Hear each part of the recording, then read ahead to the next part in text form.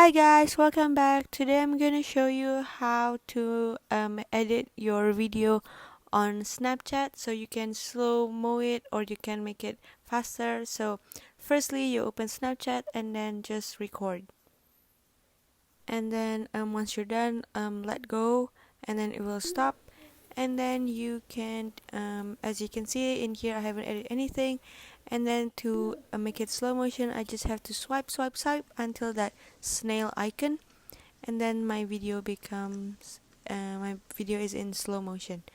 So to make it faster, just swipe one more time and then swipe again for a faster video, and then you can swipe one more time to rewind your video.